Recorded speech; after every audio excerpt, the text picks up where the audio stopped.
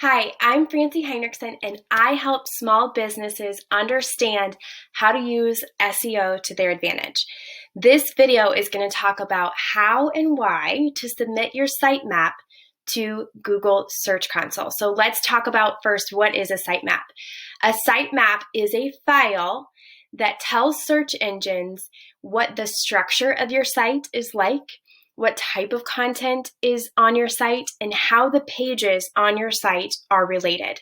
The reason why you want to submit a sitemap, there are four. So first of all, it alerts search engines that your site exists. The biggest myth in business is if you build it, they will come. That only happens in the movies. So you want to tell the search engines that your website exists.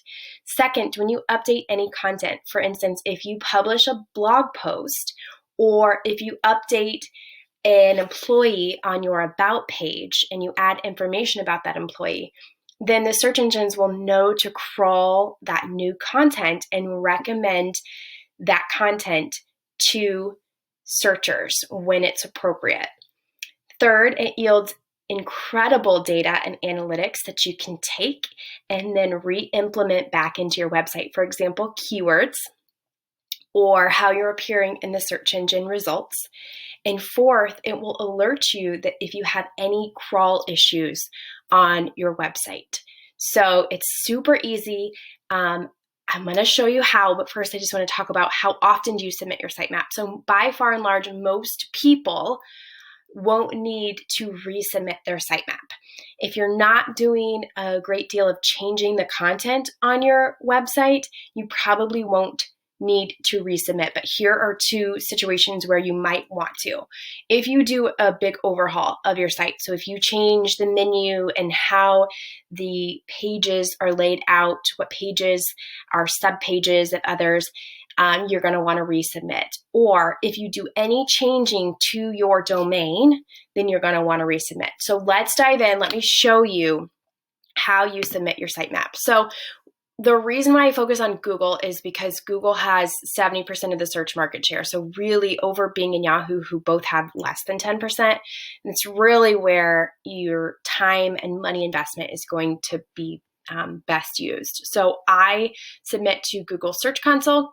The inside of Google Search Console looks like this, very simple.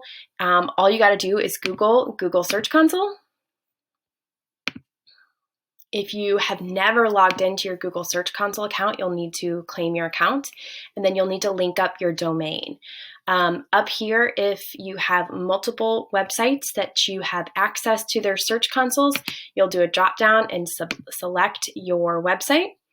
If you are opening up your Search Console account for the first time, you're going to have to verify your domain. So you can do that in your domain registrar, or if you already have Google Analytics linked up, then you can link those accounts, and it's a much simpler process. So after we have linked up our domain to Google Search Console, then we're going to go into sitemaps, and we are going to pull the domain, and you type it straight in here to add a new sitemap, and then sitemap, you type sitemap.xml, and you submit. It's as easy as that. Then it takes about 24 hours sometimes for that to populate and for Google to be aware that it needs to search your site. And then thereafter, like I said, you should be good to go. You shouldn't have to resubmit your sitemap unless you make any changes to your website. Another thing to make sure you know is that it might take 30, 60, 90 days to yield some pretty good trend data to understand what keywords you are coming up for in the search engine results, but it's so worth it. And the more you know how to use SEO, the more you know these technical aspects, the better your site will perform in the search engine results. If I can help you, if I can lead you in the right direction, or if my company can help you get your sitemap submitted, just reach out to me. I'd be glad to help.